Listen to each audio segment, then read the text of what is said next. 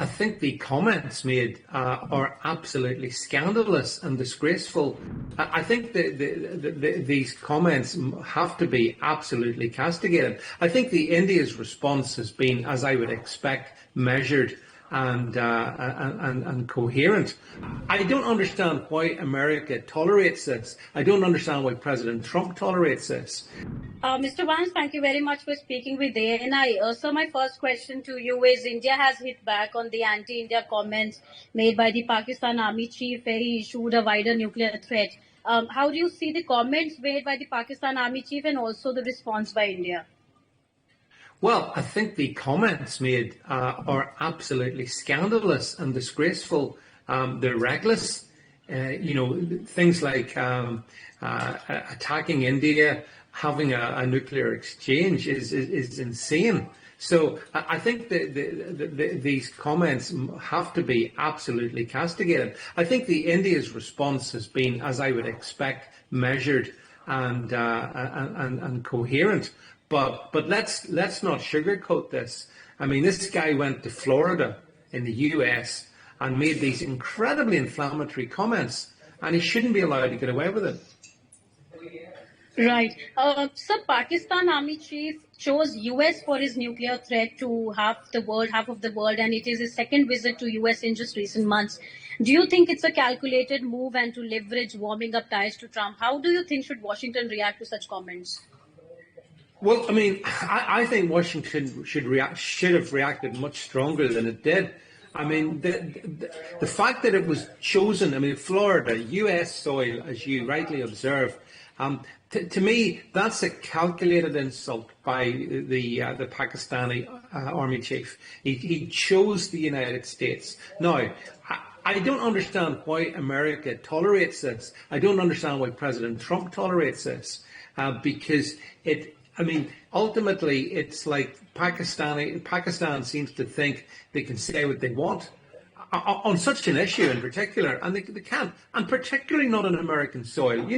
If he said it in Pakistan, no one would be too surprised because that's what they say anyway. But to come to the US, so he should have been, in my opinion, essentially, I'd like to see the United States break off diplomatic relations with Pakistan until it changes its ways and starts to behave like a civilized country, which it hasn't done in a very long time, if ever.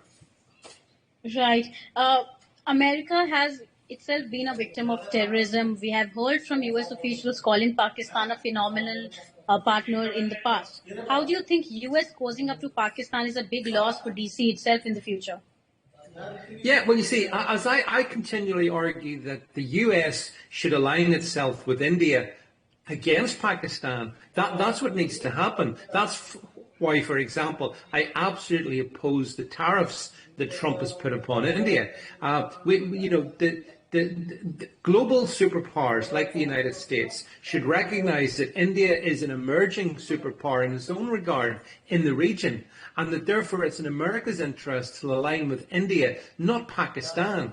So maybe Pakistan fears this. I mean, maybe the comments are made in desperation rather than expectation, but either which way, they should be, as I say, absolutely condemned, and the Trump regime needs to change its tone with regard to Pakistan and India. It needs to realise that India is where advantage lies, where good relationships can be fostered. And as I say, allowing this Pakistani army chief to come to the States and make these comments is reprehensible on the part of the Americans as well. Right. Mr. Vance, just last question on this tariff. Recently, we have seen a downfall in India-US relationship due to Trump's tariff tantrums. How do you think these remarks from Pakistan coming from US soil will spoil the relationship further? Yeah, I think they are spoiling. They will spoil the relationship. And I'm not sure where President Trump's getting his advice, but he's getting it from the wrong people, because there's so much to be gained by cooperating with India, but so much to be lost by having this very hostile approach to an ally. I mean, Prime Minister Modi is a global ally, in my opinion, of the West and of the United States. So this is no way for Trump to treat India. It's inexplicable to me because there's no advantage. It's not like Pakistan is a global economic power that Trump needs. He doesn't. So I hope that I think that Trump has taken advice from some of the wrong people in his administration. He needs to change that, reverse the tariffs, work with India, and recognise that Pakistan remains the major threat in the region.